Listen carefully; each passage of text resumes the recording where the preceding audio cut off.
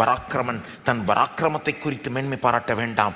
ஐஸ்வர்யவான் தன் ஐஸ்வர்யத்தை குறித்து மேன்மை பாராட்ட வேண்டாம். மேன்மை பாராட்டுகிறவன் பூமியிலே கிருபையையும் நியாயத்தையும் நீதியையும் செய்கிற கர்த்தர் நான் என்று என்னை அறிந்து உணர்ந்திருக்கிறதை குறித்தே மேன்மை பாராட்ட கடவன் என்று கர்த்தர் சொல்லுகிறார். என்ன சொல்றாரு?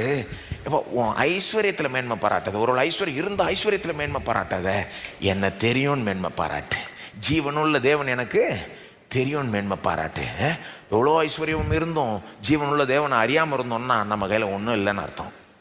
உலகத்தையே ஆதாயப்படுத்திக்கிட்டு தமிழ் ஆத்மா விளந்துட்டா என்ன பிரயோஜனம்? இயேசு சொல்கிறாரு. சிலர் அந்த மாதிரி உலகத்தில் இருக்கிறாங்க, அவங்கள்ட்ட நிறைய இருக்குது, என்ன வேணால் வாங்கலாம், ஆனால் ஜீவனுள்ள தேவன் அவங்களுக்கு தெரியாது. அப்போது பைபிளை பொறுத்த வரைக்கும் அவங்கள்ட்ட ஒன்றும் இல்லை, ஜீரோ. இருக்கிறதெல்லாம் ஒரு நாள் போயிடும். அப்போது இருக்கிறத வச்சு மேன்மை பாராட்ட வேண்டாம். இதெல்லாம் கொடுத்த இந்த தேவன், ஜீவனுள்ள தேவனோட உங்களுக்கு ஒரு நல்ல ஒரு உறவு இருக்குது, அவரை தெரியும், அவர் எப்படிப்பட்டவர்னு தெரியுமா, அவரில் மேன்மை பாராட்டுங்க. அதனால தான் புதிய ஏற்பாட்டில் பவுல் சொல்லுகிறார், மேன்மை பாராட்டுகிறவன் கர்த்தர் மேல் மேன்மை பாராட்ட கடவன். சிலுவையை தவிர வேற ஒன்றை குறித்தும் நான் மேன்மை பாராட்ட மாட்டேன்னு சொல்றாரு. அப்போ அந்த எக்ஸ்ட்ரீம் வந்து அப்படிப்பட்ட ஒரு எக்ஸ்ட்ரீம் பாருங்க, அது உலகத்தில் அதிகமாக காணப்படும். அந்த எக்ஸ்ட்ரீம் வெறும் பணக்காரங்க மத்தியில் மட்டும் காணப்படுற எக்ஸ்ட்ரீம் கிடையாது. சில நேரம் பணம் இல்லாதவங்களும் அதை வந்து அதுதான் எல்லாம் நினைச்சே வாழ்வாங்க.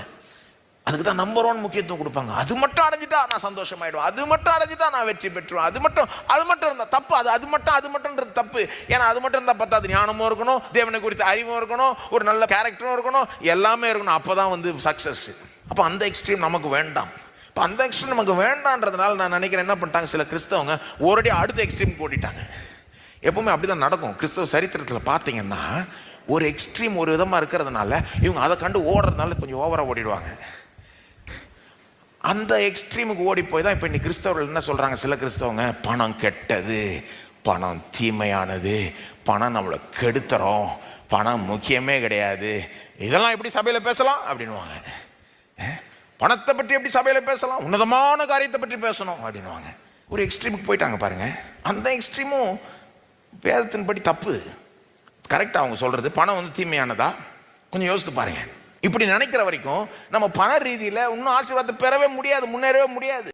சிலர் சொல்லுவாங்க பணம் தான் எல்லா தீமைக்கும் வேறாய் இருக்கிறது, பைபிள் சொல்லுதுன்னு சொல்லுவாங்க. ஆனால் பைபிள் என்ன சொல்லுதுன்னா பண ஆசை தான் எல்லா தீமைக்கும் வேறாய் இருக்கிறது. 1 தீமோத்தேயு 6:10 பண ஆசை எல்லா தீமைக்கும் வேறாய் இருக்கிறது. பண ஆசைக்கும் பணம் வைத்திருக்கிறதுக்கும் பெரிய வித்தியாசம் இருக்கு இல்லையா?